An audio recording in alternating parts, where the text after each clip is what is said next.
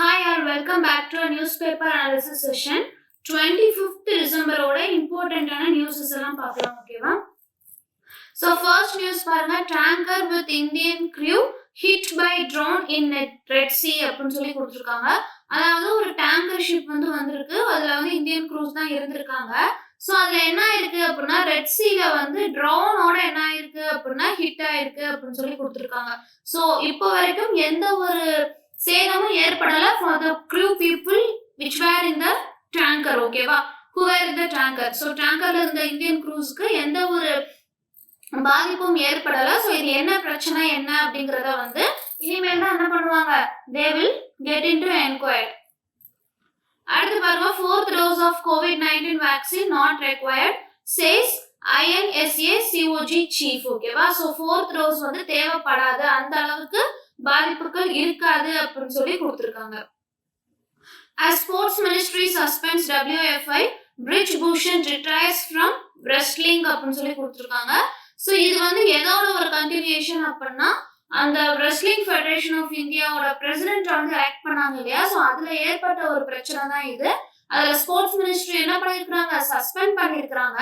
Fridge Bhushan என்ன பண்ணிட்டாங்க, retire பண்ணிட்டாங்க. ஸோ அது கன்ஃபார்மான ஒரு நியூஸ் தான்.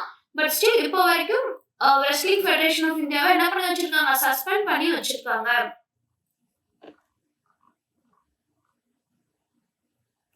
அடுத்து பாருங்க, major cabinet reshuffle in Kerala, new ministers to take oath on December 29th. So கேரளால என்ன ஆயிருக்கு அப்படின்னா அவங்களோட மேஜர் கேபினட் மினிஸ்டர்ஸ் எல்லாத்தையுமே என்ன பண்றாங்க, ரீஷஃபில் பண்றாங்க. நியூ மினிஸ்டர்ஸ் என்ன பண்ணுவாங்க, டிசம்பர் 29th இந்த மந்தோட எண்ட்ல என்ன பண்ணுவாங்க, ஓத் எடுக்கிறதுக்கு அரேஞ்ச் பண்ணுவாங்க அப்படின்னு சொல்லி கொடுத்துருக்காங்க. ஸோ அப்ப நமக்கு தெரிஞ்சிடும் யாரெல்லாம் நியூ எம்எல்ஏஸ் அப்படின்னு சொல்லி. நியூ மினிஸ்ட்ரிஸ், எந்தெந்த மினிஸ்டர்ஸ் எல்லாம் நியூ மினிஸ்ட்ரியை ஹோல்ட் அவுட் பண்றாங்க, டேக் ஓவர் பண்றாங்க அப்படிங்கிறது நமக்கு அப்ப தெரிஞ்சிடும். அடுத்து பாருங்க, the pesticide hazard eating away the life and health of farmers in Maharashtra அப்படின்னு சொல்லி கொடுத்துருக்காங்க. அதாவது மகாராஷ்டிரால பார்த்தோம் அப்படின்னா பொரிஷிங் வில்லேஜ் அப்படிங்கிற ஒரு வில்லேஜ் இருக்கு. அதுல ஃபுல்லா அதோடைய எக்கனாமி எது டிபெண்ட் பண்ணி இருக்குது அப்படின்னா அக்ரிகல்ச்சரல் ஃபீல்டு டிபெண்ட் பண்ணி தான் இருக்குது. ஸோ அங்க இருக்கிற ஃபார்மர்ஸோட மேஜர் ரோலே என்ன அப்படின்னா ஃபார்மிங் தான். ஸோ அங்க இருக்கிற ஃபார்மர்ஸ் இப்ப ரொம்ப சஃபர் ஆகுறாங்க. எதனால அப்படின்னா பெஸ்டிசைடு பாய்சனிங்கால.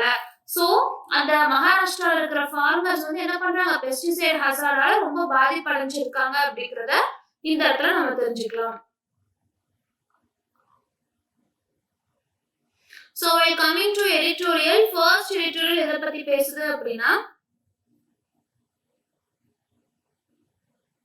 நம்ம ரெஸ்லிங் ஃபெடரேஷன் ஆஃப் இந்தியா பார்த்தோம் இல்லையா? ஸோ அந்த இஷ்யூவை பத்தி தான் என்ன பண்ணிருப்பாங்க, ஃபர்ஸ்ட் எடிட்டோரியல் ஃபுல்லாவே எக்ஸ்பிளைன் பண்ணியிருந்திருப்பாங்க. செகண்ட் எடிட்டோரியல் எதை பத்தி பேசுறாங்க அப்படின்னா ஆப்பர்ச்சுன் பாஸ் அப்படின்னு சொல்லி கொடுத்துருக்காங்க. அதாவது சயின்ஸ் காங்கிரஸை பத்தி என்ன செஞ்சிருக்காங்க, பேசியிருக்காங்க. அதாவது இந்தியன் சயின்ஸ் காங்கிரஸ் அப்படிங்கிறது என்ன அப்படின்னா கண்ட்ரில இருக்கிறவங்க சயின்டிபிக் கம்யூனிட்டி பீப்புள் எல்லாருமே ஒண்ணு சேர்ந்து அவங்க என்ன பண்ணுவாங்க, அந்த அவங்க ரிசர்ச் பண்ணதை சயின்ஸை பத்தி என்ன செய்வாங்க அப்படின்னா பிரசன்ட் பண்ணி டிஸ்கஸ் பண்ணி கம்யூனிகேட் பண்ணிப்பாங்க. ஸோ அதுதான் எனது இந்தியன் சயின்ஸ் காங்கிரஸ் அப்படின்னு சொல்லக்கூடியது. ஸோ இது என்ன செய்வாங்க அப்படின்னா இது ரொம்பவே பிரஸ்டீஜா நினைப்பாங்க. இதுல கண்ட்ரியோட பிரைம் மினிஸ்டர் எல்லாருமே என்ன பண்ணிப்பாங்க, கலந்துப்பாங்க. அது மட்டும் இல்லாம ஒருத்தவங்க அடுத்து 2 நோபல் பிரைஸ் வின் பண்ணிருப்பாங்க இல்லையா? ஸோ ஒரு 1 or 2 நோபல் பிரைஸ் வின் பண்ணவங்களும் அந்த கமிட்டியில என்ன செய்வாங்க, பிரசன்ட் ஆயிருந்திருப்பாங்க. ஸோ இதுதான் இது இந்தியன் சயின்ஸ் காங்கிரஸ். இது கண்ட்ரியோட சயின்டிபிக் ரிசர்ச்சர்ஸ் அங்க எக்ஸ்பெரிமெண்ட் பண்ணி ஷோகேஸ் பண்ற ஒரு பிளாட்ஃபார்மா தான் இதை என்ன பண்றாங்க, எல்லாருமே பாக்குறாங்க. ஸோ ரொம்ப பிரஸ்டீஜியஸா நினைக்க வேண்டிய ஒரு விஷயம் இது. ஸோ இப்போ அந்த ஐஎஸ்சியோட 109th எடிஷன் எங்க நடக்க இருந்துச்சு அப்படின்னா 2024ல லக்னோ யூனிவர்சிட்டியில நடக்க வேண்டியதா இருந்துச்சு. பட் ஸ்டில் அந்த யூனிவர்சிட்டிக்கும் சயின்ஸ் அண்ட் டெக்னாலஜி டிபார்ட்மெண்ட்டுக்கும் இடையில இருந்த ஒரு டிஸ்பியூட்டால இது என்ன ஆகுது அப்படின்னா அதோட significant source of the funds என்ன பண்ணல, ப்ரொவைட் பண்ணல. ஸோ அந்த ஈவெண்ட்டுக்கான ஃபண்ட்ஸ் இன்னுமே ப்ரொவைட் பண்ணாம தான் இருக்காங்க. ஸோ ஐஎஸ்சி அசோசியேஷனும் அட்டானமஸ் பாடியுமா இருக்கக்கூடிய அந்த டிஎஸ்டிக்கு கீழே இருக்கிற அந்த இது என்ன பண்ணாங்க, ஆர்கனைஸ் பண்ணாங்க. ஸோ இந்த அசோசியேஷன் அதுக்கப்புறம் என்ன பண்ணாங்க அப்படின்னா அந்த ப்ரொஃபஷனல் யூனிவர்சிட்டி ஜலாந்தார்ல இருக்கிற அந்த ப்ரொஃபஷனல் யூனிவர்சிட்டியை சூஸ் பண்ணாங்க. But still there is ongoing conspecific allegations between the university and the Congress, ஓகேவா? சயின்ஸ் காங்கிரஸ். ஸோ இந்த கம்யூனிட்டிக்கு கீழே வந்து நிறைய பிரச்சனைகள் போய்கிட்டு இருக்கிறதுனால இது வந்து இந்த ஈவெண்ட் நடக்குமா நடக்காதா அப்படிங்கிற மாதிரி ஒரு சில அலிகேஷன்ஸ் வந்து போய்கிட்டு இருக்கு அப்படிங்கிற மாதிரி கொடுத்துருக்காங்க.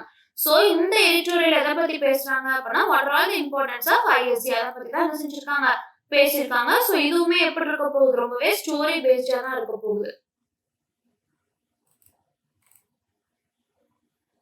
அடுத்து பாருங்க unpacking the first ever COP health டே அப்படின்னு சொல்லி கொடுத்துருக்காங்க. அதாவது இந்த பர்டிகுலர் பேசேஜ்ல எதை பத்தி பேசியிருக்காங்க அப்படின்னா 28th சிஓபி மீட்டிங் பத்தி தான் என்ன பண்ணிருக்காங்க பேசியிருக்காங்க. ஸோ இது வந்து யார் ஹோஸ்ட் பண்ணாங்க அப்படின்னா யுனைடெட் அரப் எமிரேட்ஸ் தான் ஹோஸ்ட் பண்ணாங்க. துபாயில வச்சு நடந்துச்சு. ஸோ இதுல வந்து இந்த இயர் தான் எனக்கு ரொம்பவே ஹாட்டஸ்ட் இயர் அப்படின்னு சொல்லி ரெக்கார்ட்லயுமே என்ன பண்ணியிருக்காங்க. ஸோ அதை பத்தின ஒரு கிறிஸ்டல் கிளியர் எக்ஸ்பிளனேஷன் தான் இந்த இடத்துல கொடுத்துருக்காங்க. ஓகேவா?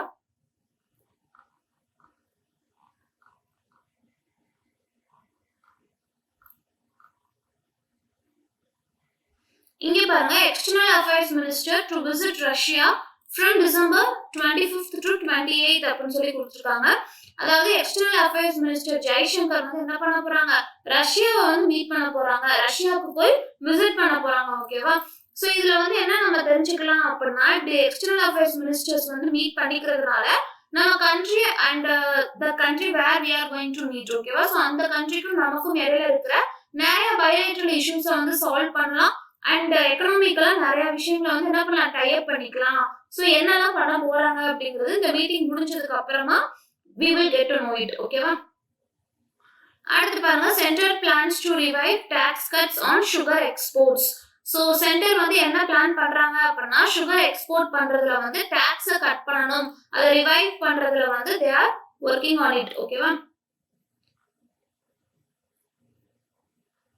WHO urges nations to raise surveillance against COVID-19.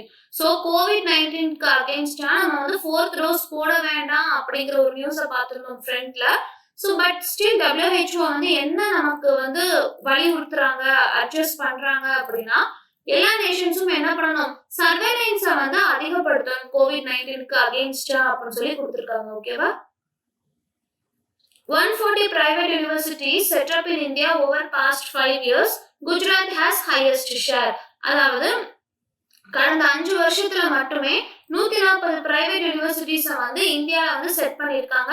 அதுல குஜராத்ல தான் என்ன இருக்கு நிறைய நம்பர் ஆஃப் யூனிவர்சிட்டிஸை வந்து செட் பண்ணியிருக்காங்க அப்படின்னு சொல்லி கொடுத்துருக்காங்க. ஓகேவா?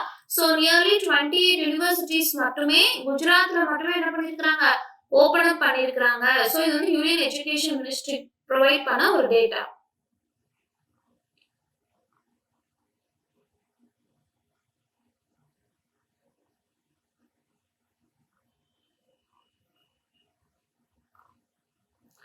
ஸோ இன்னைக்கு இம்பார்ட்டன்ட் நியூஸஸ் அவ்வளோதான். நாளைக்கு நியூஸ்ல பார்க்கலாம். தேங்க்யூ ஃபார் வாட்சிங்.